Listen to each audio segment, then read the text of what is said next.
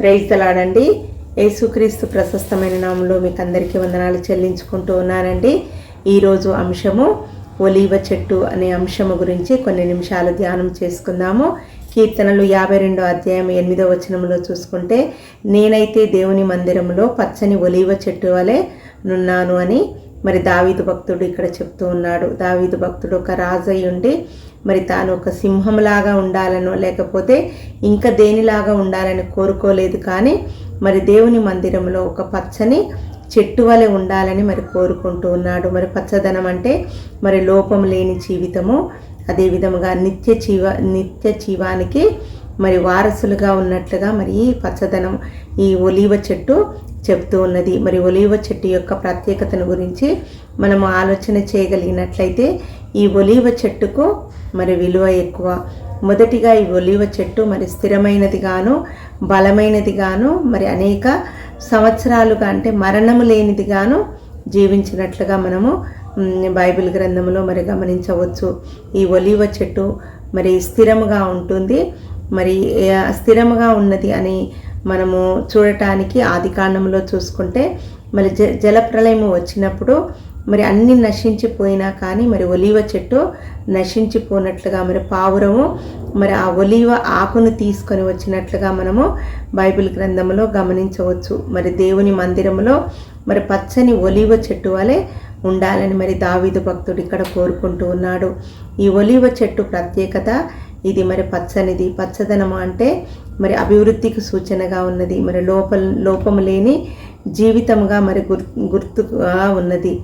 మరి అలాగనే మరి దేవుని బిడ్డలుగా మనం ఎప్పుడు దేవునితో మరి అభివృద్ధి కలిగి ఉండాలి.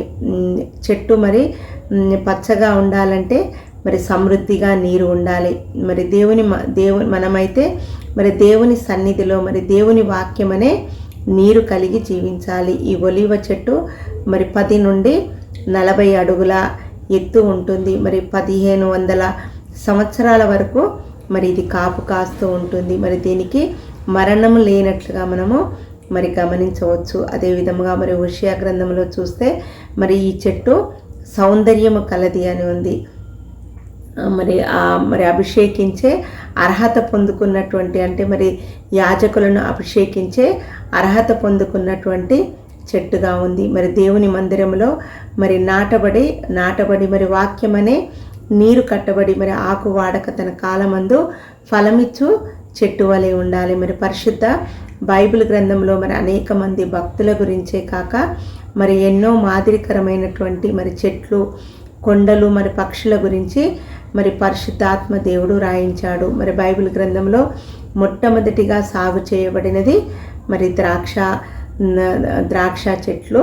అదే విధముగా మరి బైబిల్లో మరి మొట్టమొదటిగా మరి అద్భుతంగా ప్రస్తావించబడినది మరి ఒలీవ చెట్టు.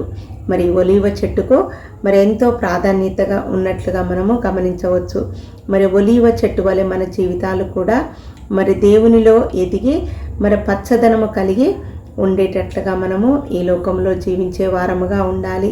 మరి దావీదు భక్తుడు మరి నేనైతే దేవుని మందిరంలో మరి పచ్చని ఒలీవ చెట్టు వలె నున్నాను అని చెప్తూ ఉన్నాడు. మరి దేవుని మందిరంలో మనం ఉండడమే కాకుండా మన సమయాన్ని దేవునికి వెచ్చించే వారముగా ఉండాలి. మన ధనాన్ని దేవుని కొరకు వెచ్చించే వారముగా ఉండాలి. మరి పచ్చని ఒలీవ చెట్టు మరి అభివృద్ధికి సూచనగా మరి నిత్య జీవానికి సూచనగా ఉన్నది. మరి నిత్య జీవానికి మనము వారసులముగా కావాలంటే మరి పచ్చని ఒలీవ చెట్టులాగా దేవుని మందిరములో మరి నాటబడిన చెట్టులాగా ఉండాలి. మరి ఈ కొద్ది మాటలు దేవుడు మన వినికిల్లో దీవించునుగాక. ఆమేన్.